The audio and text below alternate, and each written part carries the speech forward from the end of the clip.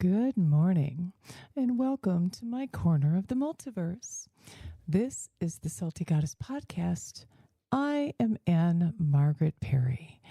Welcome, welcome, welcome to your hump day guilty pleasure. Feel free to share, subscribe, download, and let everybody know all about the fun you have listening in the morning. Now, we're going to have another conversation today because I've had a few friends reach out to me this week to talk about accountability. And it seems like it's lost on a lot of people that there is a major difference between excuses and accountability. Now, let's back this shit up just for a moment. You know that I'm a nurse practitioner and a paramedic, and I'm your friendly neighborhood knowledge dealer. And I like to talk about evidence. Evidence first, and then I point out bullshit. So I want to tell you that you're not living your best, most authentic life when you're out here auditioning excuses and expecting others to deal with your bullshit. And I'm going to tell you that, yes, my friends, this applies to family, friends, coworkers, colleagues, and the jackholes in your life. So let me tell you the difference between excuses and accountability. An excuse is the story that you tell that relocates responsibility. It's information to prevent having to take responsibility for what you've done. And it's not absolution. Accountability is when you own the impact of your decisions and you repair it without expecting a pat on the back or demanding some amount of applause.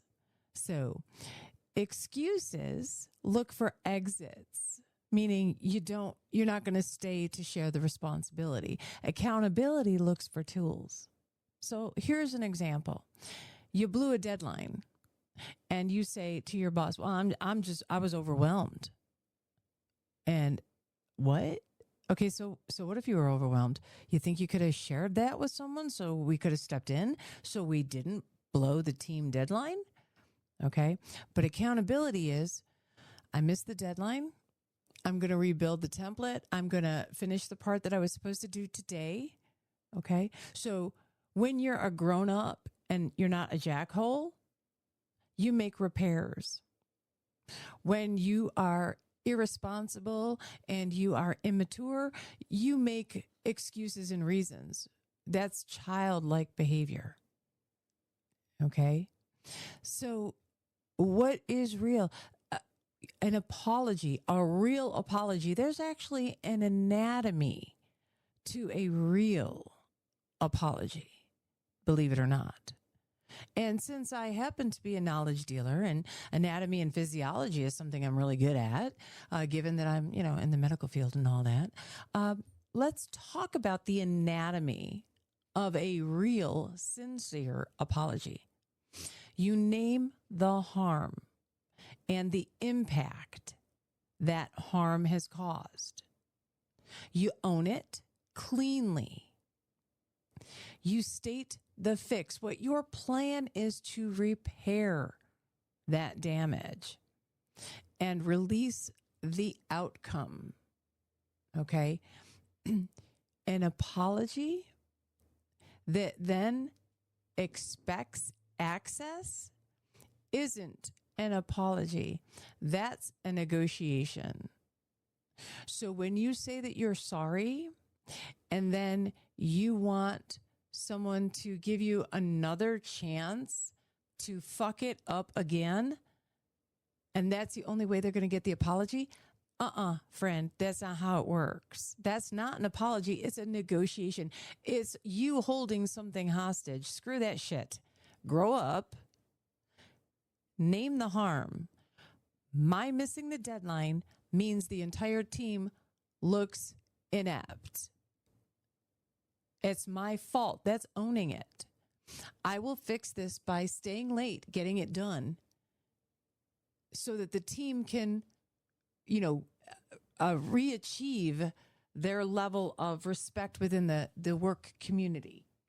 Okay, that's what's real. That anatomy of an apology is for real. I'm going to tell you that even after you've made an apology, no one owes you forgiveness. Okay? They owe you civility. That's minimum wage, my friends.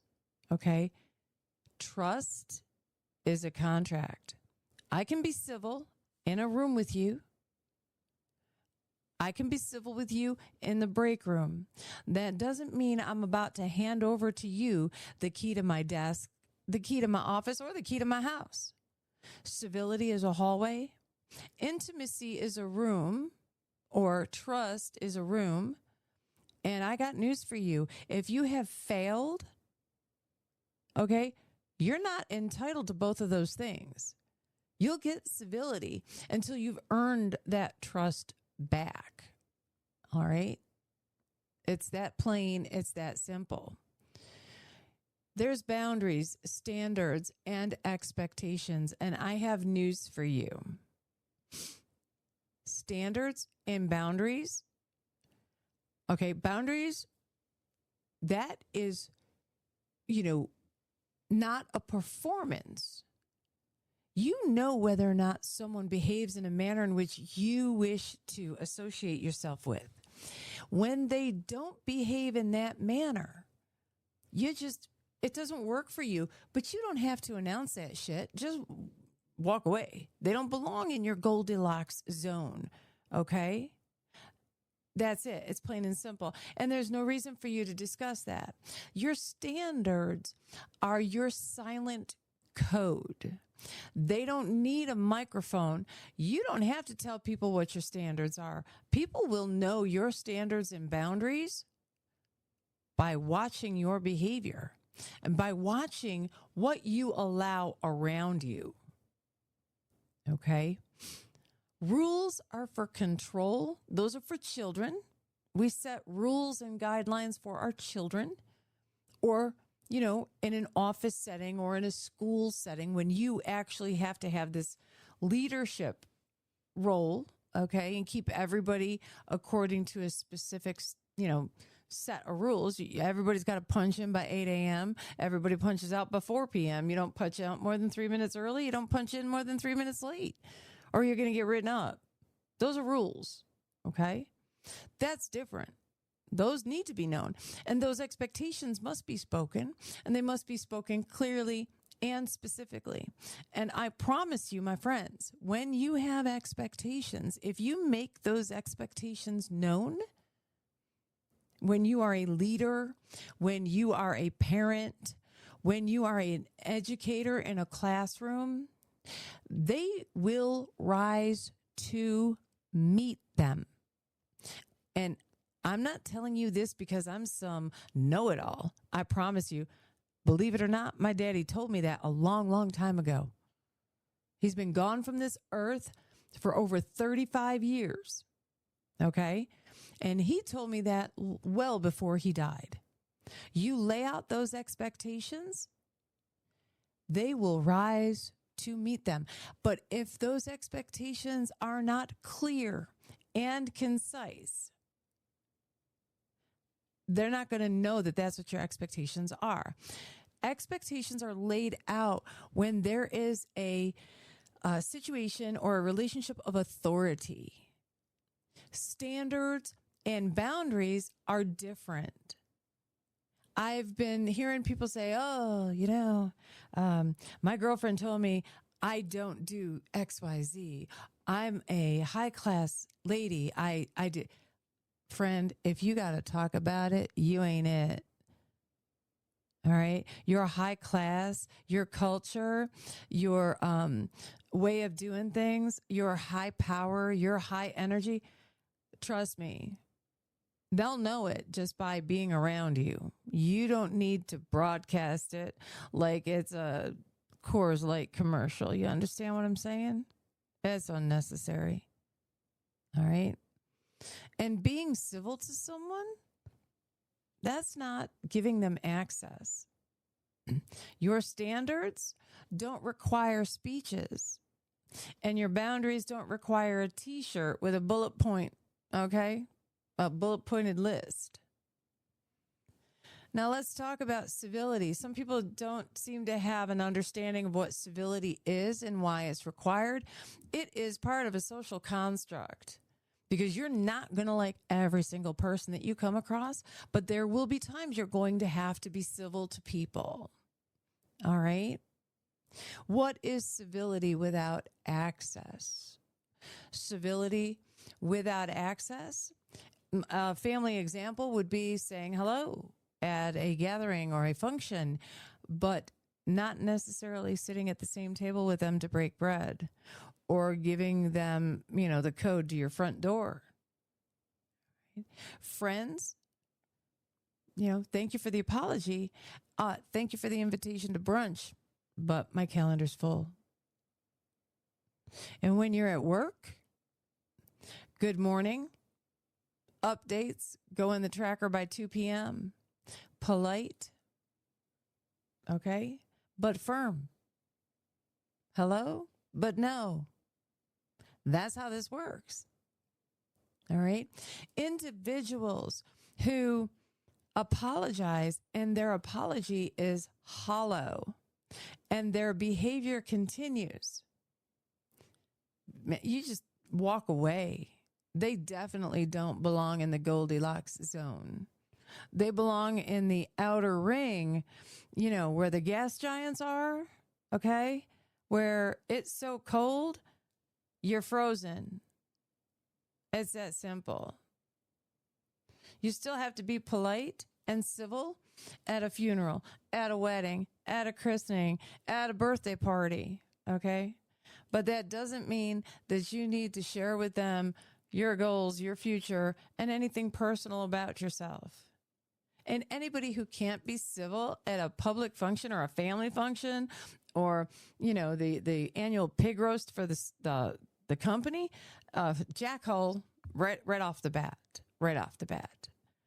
So now, how do you reintegrate the individuals? All right.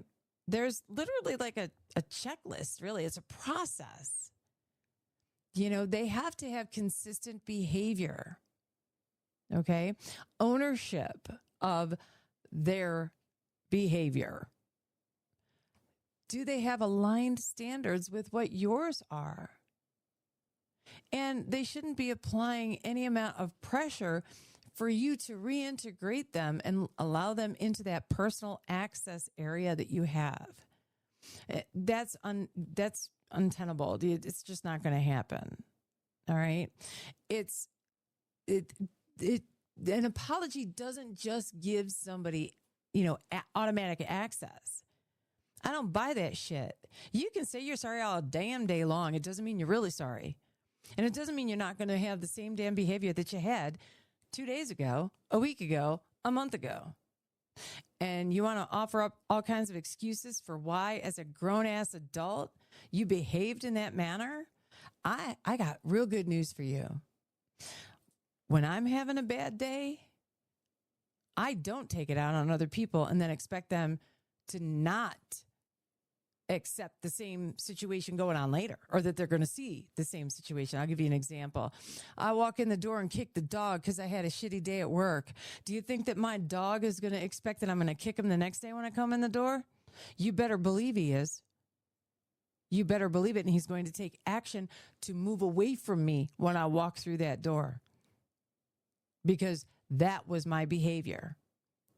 So just because shit comes out of your mouth doesn't mean that it's truthful, doesn't mean that it's honest, doesn't mean that it's going to end up with change behavior. That's performative bullshit is what that is. You just say you're sorry because you want somebody to come back into the fold so that when you speak to other people, you're like, oh yeah, we're a happy family.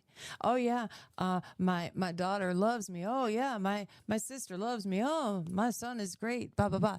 Bullshit. I'm not playing that game, and neither should you, quite frankly, because it eats away at your peace.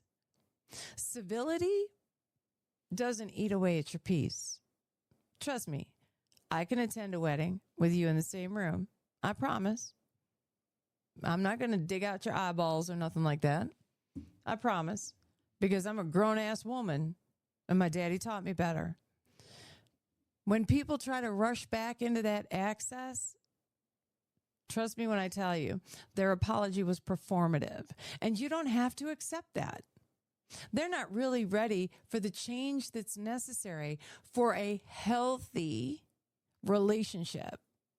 They want to have a relationship and still disrespect you. That doesn't work. Trust is earned in installments, just like your credit score is earned monthly in installments. You make a mistake, your credit score drops. It's the same way with people. I've explained this before. Relationships are like bank accounts, and when they're constantly overdrawn, you have no other choice than to close the bank account. That's it. It's simple. All right? Now, you're not always the one. You're not always the one that it's happened to you. Maybe you are the one that messed up. Then what do? Accountability, adulthood, being mature means you fix it even if you never, ever have a close personal relationship again with that person.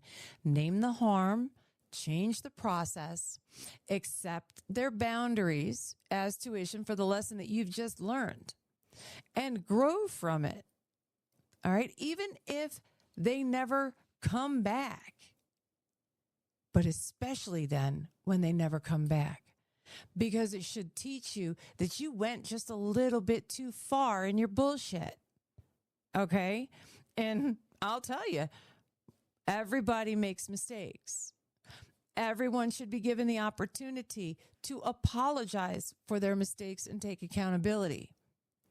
But that apology and that accountability does not always equal full access back to the account. Plain and simple, my friends. And I'm going to tell you that when it comes to family does not get diplomatic immunity. All right? Sometimes they don't even apologize at all, which brings us to the myth that people love to hide behind. And that, my friends, is what I call the family clause. And I don't mean Santa Claus. All right? Relatives, some relatives, not all, act like shared DNA is a lifetime subscription to your patience, to your peace, to your life. They'll cause harm. They'll skip the apology tour and still be like, oh, well, it's my birthday. Don't forget to wish me a happy birthday. Or they'll employ others to reach out to you. Don't forget, it's your sister's birthday. Don't forget to wish her a happy birthday. It's blood, after all. I'm going to tell you something. Blood makes you related. Love makes you family. You cannot truly love someone if you harm them emotionally over and over and over again. It's that plain. When your apologies for that harm are hollow, that individual does not need to allow you back into their Goldilocks zone. When you cannot show respect, you do not get premium access. Password is denied. Civility? Yes, you may have civility. I'll say hello. Please pass the whiskey. But access? No, my friends. That's earned. And your card expired. the day that your accountability did. All right. Apologies aren't optional when your behavior was intentional. Plain and simple. Silence isn't humility. When it's entitlement in disguise. I gave birth to you, therefore you should treat me a certain way no matter how I behave. I have a surprise for you. Fuck off. Right over there. And just beyond there, you'll see my field. And it is barren, my friends. I don't have a single nother fuck to give. I don't care if we've shared a womb. I don't care if you came out of my womb. I don't give a shit. There will be accountability and honesty. And if there's not, bye-bye. You were taught better than that. All right. Access is earned. All right. But the minute that your accountability doesn't add up, I promise you that bank account is already overdrawn and I'm on my way to sign the papers to close it. Forgiveness and apologies, it doesn't equal reinstatement. Being polite to you is not the same as being available. All right? Boundaries are not betrayal. They're damage to control. Okay? Because family events can then stay cordial and short. We don't discuss topics because it's going to go nowhere. And family events should be drama-free zones for everyone else that's not involved in your crazy. All right? And if you can't abide by that, I'll see you elsewhere. I promise you, love is for real. And someone can love you and still limit your access to them, to their home, to their children, their grandchildren, and their peace. And that is not revenge. That is risk management. Family is not a hall pass to repeat the same harm. If you cannot act right, you can go act elsewhere. Nobody wants to see your performance. Okay?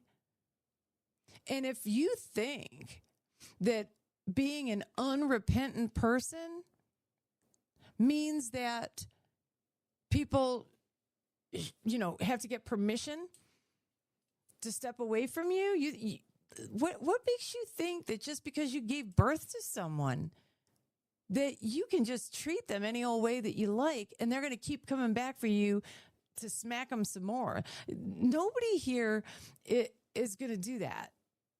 Nobody. And they shouldn't. All right? Living your best life doesn't need excuses. It needs standards that you live, boundaries that you enforce, and expectations that you communicate. All right? You can respect someone from a sidewalk while your house stays locked tight. That's called wisdom, not bitterness. Because the moment that they're given that access, they're going to try to knock down them walls of your peace. Don't let it happen. All right? So just know that when you need to, demand that accountability through your standards and your boundaries. All right? You need to do that for yourself. And I will also tell you that if you are the one that has decided that you're peacing out, you don't want to be part of the group anymore, you don't want to be part of the family anymore, look, just walk away. This ain't a flight at the fucking Charlotte Douglas Airport. Ain't nobody needs you to announce your departure, bitch. Just go. All right? Because if they were really your standards and your boundaries, all right, you wouldn't need to announce them because everybody would already know that you're not just going to put up with something. Plain and simple. And you're going to hear me say that over and over again. And I'll also say this for you. Anyone who believes that there is no redemption for someone is a complete and utter jackhole. While y'all sitting in church, kneeling on your pews and praying to whatever God or, superstition or, sci-fi fantasy character you are doing this week. And you're going to sit there and espouse all this crap about being so great and so wonderful and so peaceful and loving and, I dare say, God-fearing. But you don't believe that there's redemption for everybody and that people can absolutely see the error of their ways and try to make it better, try to be better, well, you're an idiot. And that's what you get for being an idiot, is when they walk away. Also, you want to employ others to try to, massage someone into coming back into the fold. Says a lot about who you are. That means you're not taking accountability. That means you are full of excuses. And ain't nobody want a part of that shit. All right? So just know, my friends, there is forgiveness. I had a son who bought a Ford. I forgave him. I still talk to him. He now drives a Chevrolet because he took accountability and he wasn't offering up any more excuses. Thank God. Oof. That was a rough time in our lives. It was very difficult dealing with a child who chose a Ford.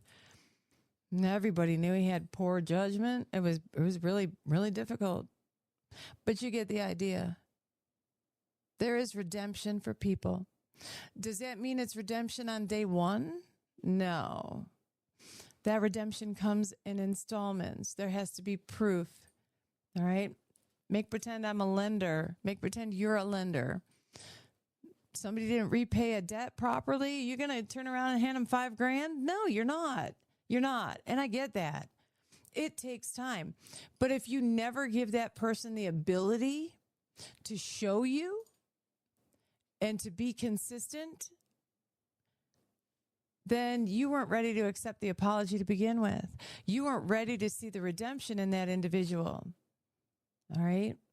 And I'm going to say this as the last part of this conversation. If you are a person who has made a mistake, I promise you, others do see your improvements. You can rebuild yourself, remake yourself. You can be anything you choose. It's up to you to make that decision. Don't worry about what anyone else thinks. You can come back from mistakes that you make. You absolutely can. And know that there are people out there that see it, that know it, that are proud of it, proud of your growth. So just remember, friends, you can either bleed in the drama or grow from the trauma. And that's my salty take on that shit. I believe in growth.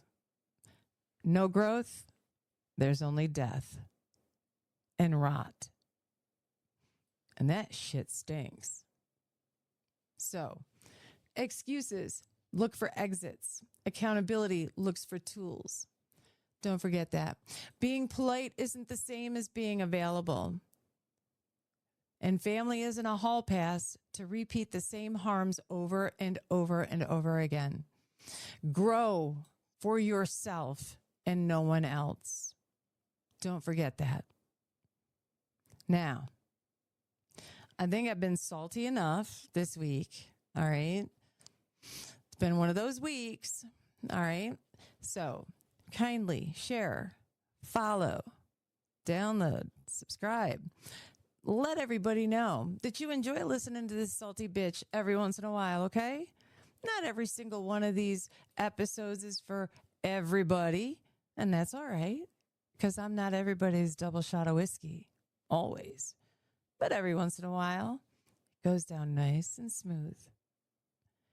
So have a wonderful week filled with opportunity, my friends. Catch me next week when I drop another hot episode on Hump Day. This is the Salty Goddess Podcast, your guilty pleasure. I'm Margaret Perry. We'll see you soon.